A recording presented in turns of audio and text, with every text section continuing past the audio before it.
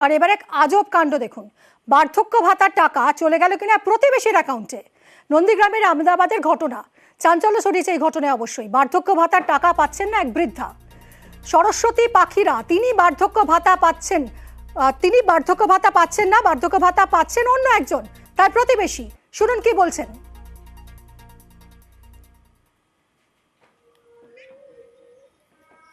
আমার এই বার্ধক্য ভাতা আমি করেছিলাম, কিন্তু আমার বার্ধক্য ভাতা ঢুকে না। আমি বিডিও অফিসে গিয়ে দেখলাম যে টাকাটা খোকন পাখিটার নামে ঢুকছে, আমার নামে কোনো টাকা ঢুকে না। ভিডিও কি বলছে?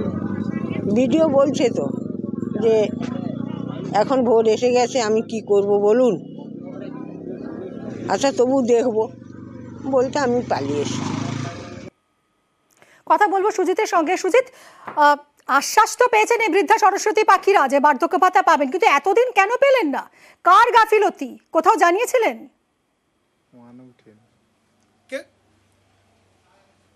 তিনি বারবার ঘুরেছেন অঞ্চল অফিস অর্থাৎ গ্রাম পঞ্চায়েত অফিস থেকে ব্লক অফিস অর্থাৎ পঞ্চায়েত সমিতির অফিস, কিন্তু কাজের কাজ কিছু হয়নি এবং তা নিয়ে তিনি কিন্তু দরবার করেছেন বছরের পর বছর।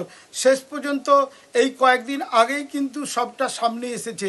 কিভাবে না প্রশাসন তারা কিন্তু গুরুত্ব দিয়েছেন এতদিনে, এবং তারপরেই তারা দেখতে পেয়েছেন যে কোনো একটি অ্যাকাউন্ট নাম্বারে টাকা ঢুকছে এবং সেই অ্যাকাউন্ট নাম্বারটি কার, তখনই তারা কিন্তু বুঝতে পারে যে প্রতিবেশী এক ব্যক্তির, অর্থাৎ তার 60 বছর হয়নি বয়স, তিনি পাচ্ছেন কার টাকা না একজন বিধবা টাকা বার্ধক্য ভাতা, এবং সেটা হচ্ছে কি একজন স্ত্রী লোকের অর্থাৎ 70 বছরের এক বৃদ্ধার টাকা এক ব্যক্তির অ্যাকাউন্টে ঢুকছে দিনের পর দিন, মাসের পর মাস, বছরের পর প্রশ্ন যে খোকন পাখিরার অ্যাকাউন্টে ঢুকছে সরস্বতী পাখিরার টাকা, তিনি কি এতদিন সেটা কাউকে জানাননি? তিনি তো জানাননি, কারণ তিনি যেন বলা যায় যে সব কিছু চেপেই রেখেছিলেন। তিনি ভাবছিলেন কেউ জানতে পারবে না, তার টাকা তার খরচ করছেন তিনি, এবং তার নিজেরই ভেবে নিচ্ছিলেন।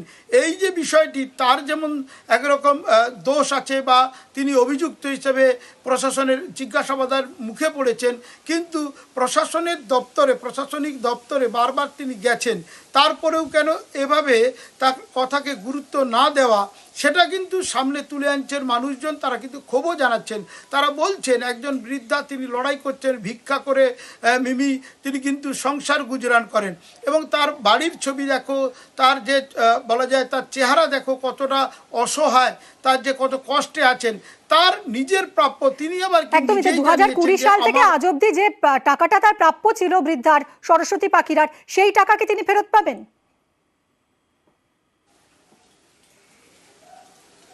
সেটাই ব্যবস্থা করতে চলেছেন বিডিও, এমনটাই জানিয়েছেন বর্তমান বিডিও। তিনি কিন্তু বিষয়টি যথেষ্টই উদ্যোগ নিয়ে সমাধান করার চেষ্টা করেছেন, এবং সেটাই তিনি বলছেন দ্রুততার সঙ্গে। একদমই সুজিত, আমরা অবশ্যই চাইবো তিনি বৃদ্ধা সরস্বতী পাখিরা তার প্রত্যেকটা টাকা, হকের টাকা তিনি যেন পান। কিন্তু এই খোকন পাখিরা যার অ্যাকাউন্টে টাকা ঢুকছিল 2020 সাল থেকে, কি বলছেন তিনি, শুনুন। আমি বলবো না, ওইখানে যাবো, ওখানে আমি গিয়ে বলবো, আর ওদের প্রয়োজন হলে আমার কাছে আসবে। আর এই নিয়েই শুরু হয়েছে রাজনৈতিক তরজা। কে কি বলছেন শুনুন। কিন্তু দুঃখের বিষয় এটা যে চুরিটা হয়েছে 72 বছরের এক বৃদ্ধা সন্তানহীন অথর্ব মানুষ, তার বার্ধক্য ভাতাটা চুরি হয়ে গেছে। 2020 সাল থেকে 24 সাল পর্যন্ত টাকা তৃণমূল কর্মীর অ্যাকাউন্টে যাচ্ছে, অথচ সমস্ত ডকুমেন্টস এই বৃদ্ধার। বিডিও সাহেবকেও ব্যবস্থা নিতে আমরা রিকোয়েস্ট করেছি, এবং প্রশাসন যদি কোনো ব্যবস্থা না নেয়, আমরা পাবলিকলি, আমরা দলীয়ভাবে কি করা যায় আমরা আগামী দিনে করব সেটা।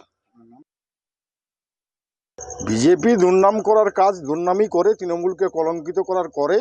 তবে এই ঘটনা যতটা আমি শুনেছি যে তার পারিবারিক ব্যাপার, ওই বৃদ্ধার টাকা তার ভাইপোর অ্যাকাউন্টে টাকা ঢুকেছে।